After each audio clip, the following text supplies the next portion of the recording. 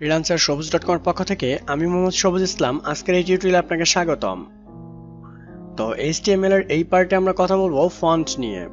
তো আপনি যদি ফার্স্ট টাইম আমার চ্যানেলে ভিজিট করে থাকেন তো অবশ্যই একটা রিকোয়েস্ট থাকবে সাবস্ক্রাইব করার জন্য এবং পাশে থাকা বেল বাটনটি অবশ্যই বাজিয়ে দিবেন।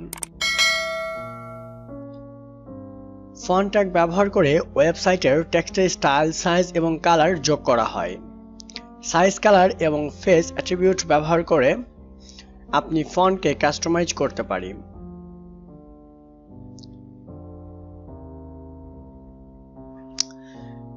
কাস্টমাইজ ট্যাগ ব্যবহার বেস ফন্ট ট্যাগ ব্যবহার করে পেজের সকল টেক্সটকে একই স্টাইল, সাইজ এবং কালারে সেট করা যায়।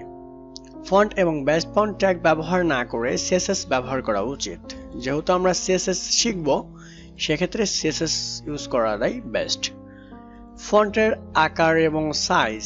তো ফন্টের আকার হচ্ছে আমরা কতটুকু ফন্টটাকে রাখতে চাচ্ছি। যেহেতু একটা হেডিং এখানে দেখাচ্ছে, হেডিংটা থাকবে একরকম, প্যারা টেক্সট গুলো থাকবে একরকম, এগুলো ডকুমেন্টস। ওকে, সাইজ অ্যাট্রিবিউটের সাহায্যে ফন্টের সাইজ ঠিক করা যায়। ফন্টের আকার এবং গ্রহণযোগ্য মান হচ্ছে 1 সবচেয়ে ছোট হতে 7 সবচেয়ে বড়।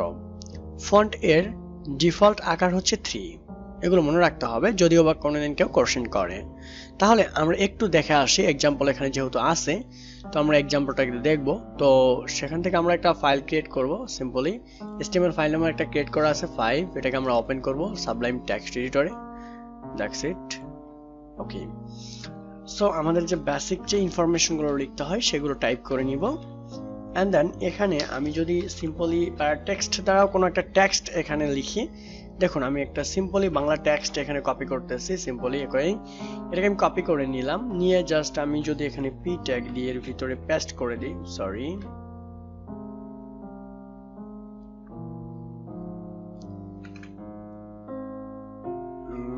টেক্সটটা এখানে কপি করতেছি এন্ড দেন এখানে এসে আমি পেস্ট করে দিব। ওকে, এই যে আমি ফন্টটা এখানে নিয়ে আসলাম, এটাকে আমি ব্রাউজারে রিলোড করব। রিলোড করার জন্য ব্রাউজারে যেহেতু আমি নিয়ে যাব এটাকে, এখানে রাইট বাটন ক্লিক করে দেন ওপেন ফাইল লোকেশনে ক্লিক করব, দেন আবার রাইট বাটন ক্লিক করব, রাইট বাটন ক্লিক করে ওপেন উইথে ক্লিক করে গুগল ক্রমে ক্লিক করে দিব। তো এটা ওপেন হয়ে যাবে। তো ওপেন হওয়ার পরে এখানে দেখতে পারতেছেন যে ফন্টটা চলে আসছে, আমরা যেটা ইউজ করেছিলাম বা লিখেছিলাম সেটা চলে আসছে। তো এখন এটার যে একটা সাইজ আছে বাই ডিফল্ট 3, তো আমি যদি বাই ডিফল্ট এখানে 3 থাকে তাহলে আমরা চেঞ্জ করব কিভাবে? চেঞ্জ করার জন্য আমরা এখানে লিখতে পারি স্টাইল, সরি ওকে,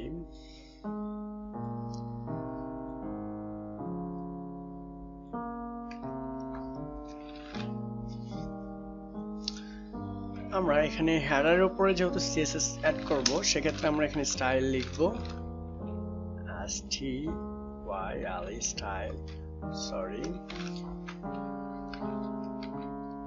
স্টাইল। দেন এর ভিতরে আমরা পি দিয়ে সিসটা স্টার্ট করব, বলবো যে ফন্ট সাইজ 50 পিক্সেল। ওকে, তো আমি যদি এখন ওটাকে রিলোড করি তাহলে দেখতে পারবেন অনেক বড় আকার ধারণ করেছে। ঠিক আছে, এটাই হচ্ছে ফন্টের সাইজ।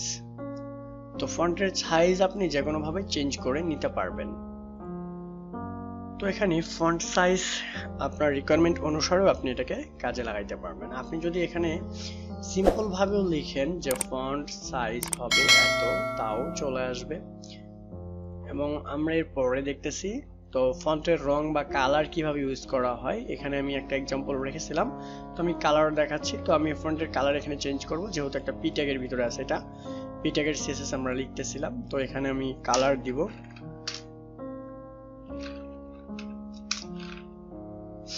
আমি যদি এখানে কালার দেই, আমি কালারটা এখানে ইউজ করতে পারবো হচ্ছে আপনি আপনার রিকোয়ারমেন্ট অনুসারেও কালার অ্যাড করতে পারেন এখানে। আচ্ছা, আমি রেড দিচ্ছি আপাতত এন্ড দেন রিলোড করতেছি। তো রেড কালার চলে আসছে, এটা হচ্ছে ফন্টের কালার।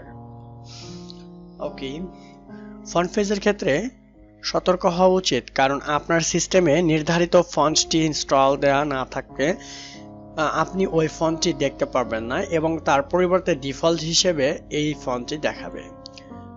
সো এরপর আছে বেস্ট ফন্ট ট্যাগ এর সাহায্যে আপনি ওয়েব পেজের ডিফল্ট ফন্ট সেট করতে পারবেন। নিচে বেস্ট ফন্টের সঠিক পথ দেওয়া হলো। বেস্ট ফন্টটা এইভাবে আমরা ইউজ করতে পারি, ঠিক আছে। তো আমি এটাকে এক্সাম্পল হিসেবে রেখেছি, আমি এটাকে পেস্ট করে দিচ্ছি। Sorry to the say. Okay, so আমি আবারও যদি ব্রাউজার রিলোড করি তাহলে দেখতে পারবো এই যে দেখুন বেস্ট ফন্ট এগুলো, ঠিক আছে। ওকে, সো একটা প্যারাগ্রাফ দ্য টেক্সট, এখানে দেখুন এই যে সাইজ দেওয়া হয়েছে 2, তো সাইজ যদি আমি এখানে 3 দেই বাই ডিফল্ট থাকতেছে। ওকে, সো এটাই হচ্ছে এর কাজ। এবং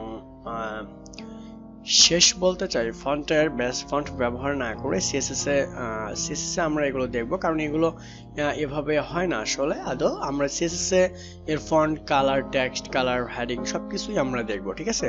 তো thank you so much watching this tutorial. Next টিউটোরিয়ালে আবারও দেখা হবে।